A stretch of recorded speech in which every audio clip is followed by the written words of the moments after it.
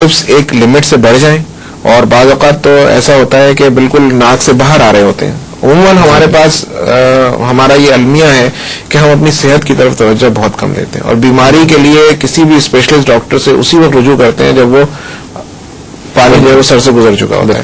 تو عموماً ہمارے پاس جو مریض پہنچتے ہیں ان میں ایسے بھی ہوتے ہیں کہ جن کی یہ مرض جو ہے وہ دماغ تک پہنچ چکا ہوتا ہے یا آنکھ تک پہنچ چکا ہوتا ہے, بینائی کو نقصان پہنچا رہا ہوتا ہے یا پہنچانے والا ہوتا ہے. تو اس صورت میں ہمیں ان کا آپریشن ہی ان کا جو ہے وہ ظاہر ہے حل ہوتا ہے اور اس کے بعد جو ہے وہ اس آپریشن سے ہی یہ ٹریٹ ہو سکتے ہیں. لیکن اس کے باوجود بھی, آپریشن کے باوجود بھی اس کی ریکرنس ریٹ جو ہے وہ بہت زیادہ ہے. میں یہ چیز واضح کر دینا چاہوں کہ کوئی اگر یہ سوچتا ہے کہ الرجی وغیرہ کی وجہ سے جو چیز ہوتی ہے وہ تو بار بار سامنے آ سکتی ہے. پالپس دنیا کے کسی بھی حصے میں کوئی شخص یہ نہیں کہہ سکتا کہ میں آج پالپ کی سرجری کر دوں گا تو دوبارہ نہیں ہوگا, کیونکہ یہ آپ کی باڈی کا ریئیکشن ہے, الرجی ہے, ہائپر سینسٹیوٹی, تو یہ ریکر ہو سکتے ہیں. لیکن اس کا پریونشن کا طریقہ یہی ہے کہ آپریشن کے بعد آپ نے جو سرجن ہے یا ڈاکٹر ہے اس کے پاس آپ ریگولر فالو اپ کرائیں, کیونکہ اگر یہ پالپ جو ہوتے ہیں وہ بالکل ارلی اسٹیج کے اوپر ہوتے ہیں تو آپ اس کو اسی وقت جو ہے وہ ٹریٹمنٹ کے ذریعے اس کو ختم کیا جا سکتا ہے. ڈاکٹر صاحب تھوڑی دیر کے لیے میں چاہوں گا کہ باتوں کا سلسلہ روکا جائے. ناظرین وقت ہوا ایک چھوٹی سی بریک کا, لیکن بریک پر جانے سے پہلے میں چاہوں گا آپ ایک ویڈیو دیکھیں جس کے اندر پالپ کس طرح سے مل سکتے ہیں ناک اور اس کے پیچھے پائے جانے والے سائنسز میں, یہ دکھایا گیا ہے. یہ ویڈیو دیکھیے اور اس کے بعد ایک چھوٹی سی بریک کے بعد واپس آ کر ہم لوگ پالپ کے علاج کے متعلق مزید گفتگو کریں گے. کیپ واچنگ دا ہیلتھ شو. ناک میں موجود جو اندرونی جلد ہوتی ہے وہ کبھی کبھی سوزش کی وجہ سے بڑھ جاتی ہے. اسی بڑی ہوئی جلد کو نیزل پالپ کہا جاتا ہے. عموماً یہ پالپس بہت سے ایک ساتھ ہوتے ہیں.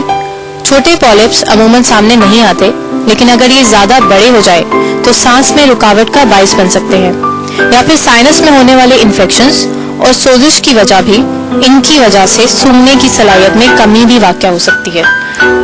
عموماً پالپس ناک کی اندرونی جلد میں نظر آتے ہیں, لیکن کبھی کبھی یہ ناک کے پیچھے موجود سائنسز میں بھی دیکھے گئے ہیں. ان کے علاج کا لاہ عمل بہت سی باتوں پر منحصر ہوتا ہے.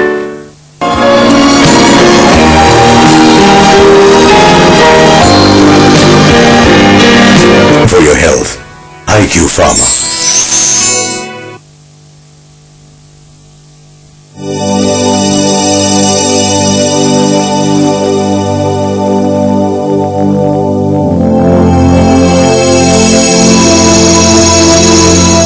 کیا یہ بہتر نہیں؟ سوچ جو بدل دے زندگی. Proud to be a Pakistani. Working for your health, IQ Pharma. زندگی کی کشمکش بہت پرانی ہے. اس کشمکش میں جیت کبھی زندگی کی ہوتی تھی اور کبھی ٹی وی کی, لیکن آج زندگی کی جیت یقینی ہے, کیونکہ آج ٹی وی اکیلی رہ گئی ہے اور ہم سب ساتھ ہیں. آج ڈاٹس طریقہ علاج کے تحت ٹی وی کی مفت تشخیص اور علاج کی سہولیات پاکستان کے ہر گاؤں, ہر شہر میں موجود ہے. مگر ضروری ہے کہ علامات ظاہر ہونے پر بروقت تشخیص اور 8 ماہ تک مسلسل علاج کروایا جائے. آئیں سب مل کر ٹی وی کو ہرائیں, کیونکہ جب حوصلہ ہو اور اپنوں کا ساتھ تو جیت ہوتی ہے زندگی.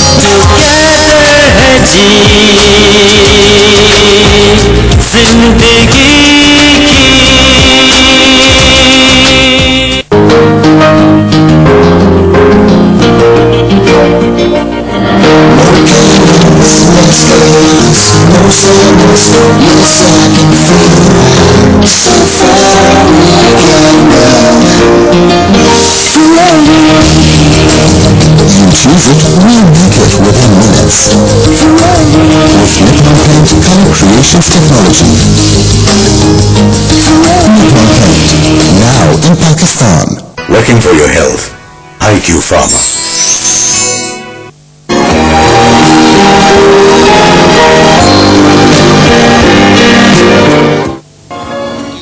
ویلکم بیک ناظرین آفٹر دا بریک. بریک پہ جانے سے پہلے بات ہو رہی تھی نیزل آبسٹرکشن کی یا ناک بند ہو جانے کی وجوہات کی اور ان کے علاج کے متعلق. آئیے بات چیت کا سلسلہ وہیں سے آگے بڑھائیں. ڈاکٹر صاحب مختلف بیماریاں ہیں, مثلاً ایڈینوائڈز ہیں, نیزل پالپس ہیں, یہ بھی اگر حد سے زیادہ بڑے ہو جائیں تو سرجری کی بات کی جاتی ہے, اور اس کے علاوہ ڈیویٹڈ نیزل سیپٹم یا ناک کی ہڈی کا ٹیڑھا ہو جانا. ان سب کے متعلق میں یہ جاننا چاہوں گا کہ سرجری کی جب بھی بات کی جاتی ہے خصوصاً ناک کے حصے میں, تو لوگ خوفزدہ ہو جاتے ہیں اور پھر اپنی بیماری کو تشخیص ہو جانے کے باوجود ڈیلے کر رہے ہوتے ہیں علاج میں، کیونکہ وہ ان کو ڈر بھی لگ رہا ہوتا ہے، اور میرے خیال سے یہ جگہ بہت زیادہ سینسیٹیو بھی ہوتی ہے. تو اس کے متعلق میں یہ جاننا چاہوں گا کہ کیا یہ سرجری بہت زیادہ تکلیف دہ ہوتی ہیں؟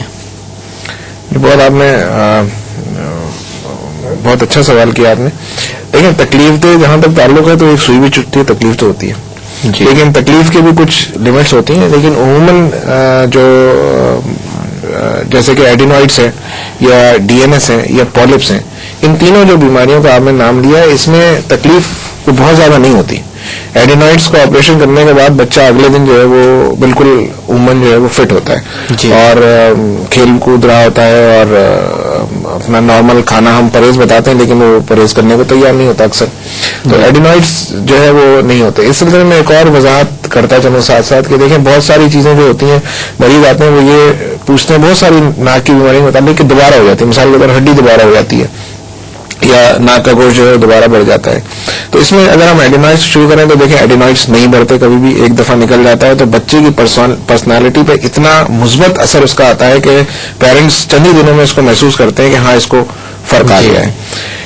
ناک کی ہڈی کا جہاں تک تعلق ہے، ناک کی ہڈی بھی کبھی دوبارہ نہیں بڑھتی. ناک کی ہڈی اگر بڑھ سکتی تو جیسے آپ نے شروع میں کہا کہ محاورے میں آتا ہے تو ناک کٹنے سے لوگ ڈرتے ہیں دوبارہ ہڈی جو ہے وہ لوگ آئے گی بھائی ناک. تو ایسا نہیں ہوتا. ناک کی ہڈی جو ہوتی ہے وہ ایک عموماً اچھا یہ ہڈی بھی جو ہوتی ہے دیکھیں اس کو میں بتاؤں کہ عام زبان میں یہ ہڈی جو ہوتی ہے وہ سخت والی ہڈی نہیں ہوتی اس کو ہم بون کہتے ہیں، بلکہ یہ کارٹلیج ہوتا ہے بنیادی طور پہ، سیپٹل کارٹلیج جو ناک کی جو بیچ کا پردہ ہے جی ہاں جس کو کرری ہڈی عام زبان میں کہا جاتا ہے. اور یہ ہڈی وہی ہے جو ہمارے کان کی ہوتی ہے. اب آپ اس کی مثال نہ یہ کسی دوائی سے سیدھی ہو سکتی ہے، اس کی مثال آپ ایسی لے لیں کہ کان کی جو ساخت ہے یہی ساخت مطلب یہی کارٹلیج جو ہوتا ہے ہمارے ناک کی ہڈی کے اندر ہوتا ہے جس کو کہ ہم آپریٹ کرتے ہیں. اچھا یہ ٹیڑھا کیوں ہوتا ہے؟ یہ عموماً چوٹ لگنے کی وجہ سے ٹیڑھا ہوتا ہے. جیسے وہ ایک فارسی میں ایک شعر ہے، اگر میں غلط پڑھوں تو معائن نہ کیجیے گا، کہ خشت اول چونہج معمار کر تا سریا میر اود دیوار کر. یعنی اگر ایک جو پہلی اینٹ ٹیڑھی رکھ دی تو وہ پھر بعد میں بھی اوپر تک آسمان تک جو دیوار جاتی ہے وہ ٹیڑھی ہوتی ہے. تو جب عموماً یہ ہوتا ہے ناک سب سے پرومیننٹ، سب سے واضح اور سب سے زیادہ ولنریبل ہے کسی بھی چوٹ لگنے کے لیے.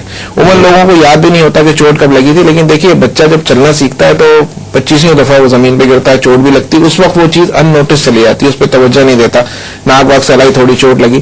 لیکن ممکن ہے کہ اس وقت چہرے کی تمام ہڈیاں نرم ہوتی ہیں، اس وقت یہ دیوار ٹیڑھی ہو جاتی ہے، اور جیسے جیسے گروتھ ہوتی ہے تو پھر یہ ہڈی اور پوری طرح سے ٹیڑھی جاتی ہے اور اس کی علامات جو ہے کچھ عرصے کے بعد ظاہر ہونا شروع ہوتی ہیں.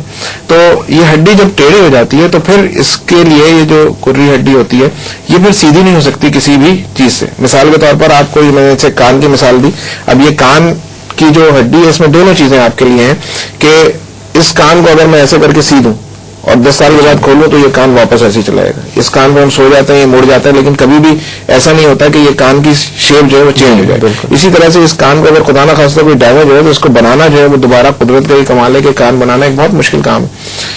اسی طرح سے اس کان میں جیسے آج کل خواتین ہیں، ہمارے بہت سارے جو سیکٹرز ہیں ان کے اندر لوگ جو ہے کان چھدواتے ہیں، ملٹیپل سوراخ کرتے ہیں. اب آپ دیکھیے یہ سوراخ ایک دفعہ ہو جاتا ہے اس کے بعد زندگی بھر بھرتا نہیں ہوتا ہے. تو اسی طرح سے یہ جو ناک کی ہڈی ہے کارٹلیج، اگر ہم ایک دفعہ اس کو نکال دیں گے تو یہ دوبارہ اس کے بڑھنے کا کوئی سوال پیدا نہیں ہوتا ہے. بالکل. یہ پالپس ہیں البتہ جن کا میں بریک پہ جانے سے پہلے بھی ذکر کر رہا تھا کہ اس میں بالکل کوئی یہ نہیں کہہ سکتا کہ پالپس دوبارہ نہیں ہوں گے. پالپس کی ریکرنس ریٹ جو ہے وہ ساری دنیا میں ہر جگہ ہائی ہے کسی بھی قسم کی.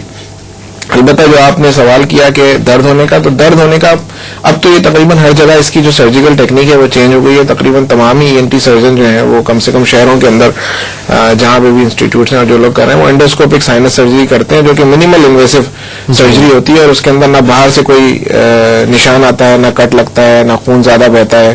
براہ راست آپ سمجھ لیں عام زبان میں کہ کیمرے میں دیکھ کے آپ جو ہے وہ سائنسز نکالتے رہتے ہیں جو کہ انڈوسکوپیکلی پالپس ٹھیک ہے نا نکالتے رہتے ہیں. اور اس کو جو ہے وہ اس میں جو ہے وہ درد بھی بہت کم ہوتا ہے، پیشنٹ کو ہاسپٹل ایڈمیشن بھی بہت کم ہوتا ہے، دوسرے دن مریض فارغ ہو جاتا ہے.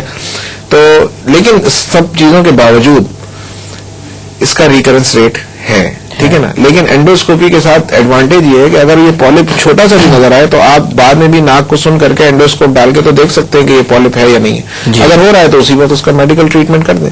لیکن ہڈی کا جہاں تک تعلق ہے یہ بڑا مسکنسیپٹ ہے کہ ہڈی جو ہے وہ دوبارہ